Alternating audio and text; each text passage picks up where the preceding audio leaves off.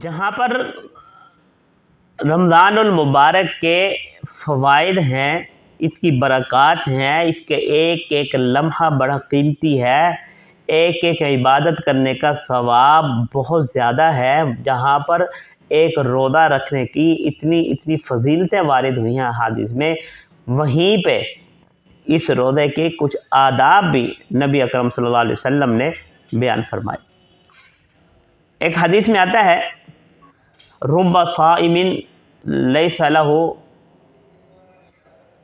الا الجوع،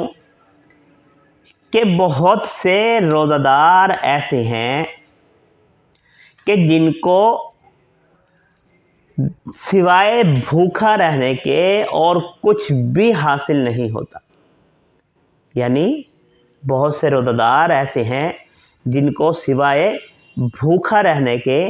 اور کچھ بھی حاصل نہیں ہوتا، یعنی وہ دن بھر بھوکے پیاسے رہتے ہیں، ان کو اس کے علاوہ کوئی اور فائدہ حاصل نہیں ہوگا۔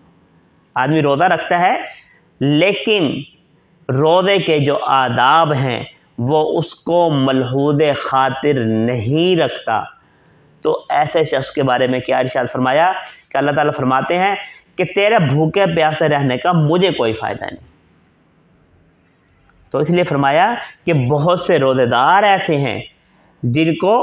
دن بھر بھوکا پیاسے رہنے کے علاوہ اور کچھ حاصل نہیں ہوگا، اور آگے فرمایا اور بہت سے قیام کرنے والے ایسے ہیں، یعنی ہم تراویح میں کھڑے ہو کر تراویح پڑھ رہے ہیں لیکن ہماری نیت کچھ اور ہے، ہماری نیت یہ ہے کہ لوگ دیکھیں گے کہ یار یہ تو روزانہ تراویح پڑھتا ہے کہ، تو اگر ہمارا مقصد دوسروں کو دکھلانا ہے، اللہ کی رضا نہیں ہے، تو پھر فرمایا کہ جو بہت سے قیام کرنے والے تراویح پڑھنے والے ایسے ہیں کہ ان کو سوائے جاگنے کے اور کچھ حاصل نہیں ہوگا،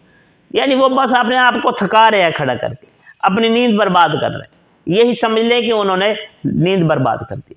تو اس لیے میرے دوستو روزے کے آداب اور اس کو بجا لانا ضروری ہے تاکہ ہمیں روزے کی جو برکات ہیں، روزے کی جو فوائد ہیں وہ ہمیں حاصل ہو جائیں۔ اس لیے اور اس کے ساتھ ساتھ جب آپ قیام کرتے ہیں، جب آپ تراویح پڑھتے ہیں تو وہاں بھی اللہ کی رضا کی خاطر کھڑے ہوں، اللہ کی رضا کو سامنے رکھیں۔ ایک حدیث میں نے آپ حضرات کو بیان کی تھی،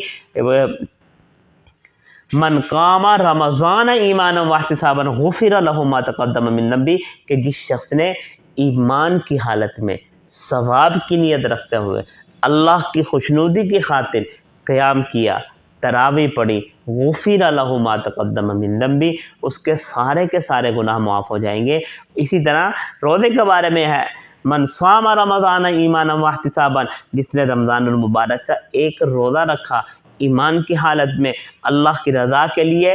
غفر له ما تقدم من ذنبہ، اس کے سارے پچھلے گناہ معاف ہو جائیں گے۔ لیکن یہ اس صورت میں ہے جب آپ نے ایمان کی حالت میں رکھا، ثواب کی نیت سے رکھا، اللہ کی رضا کے لیے رکھا، اس کو خوش کرنے کے لیے رکھا، پھر یہ سارے فوائد حاصل ہوں گے۔ لیکن اگر آپ نے اس کے آداب بجا نہ لائے تو پھر آپ کو بھوکا پیاسا رہنے کے علاوہ کچھ حاصل نہیں ہوگا، پھر آپ کو جاگنے کے علاوہ اپنی نیند برباد کرنے کے علاوہ آپ کو کچھ بھی حاصل نہیں ہوگا۔ اس لیے میرے دوستو دعا فرمائے کہ اللہ تعالی ہمیں روزے اور قیام جو ہے، تراویح جو ہے، ان کے آداب کو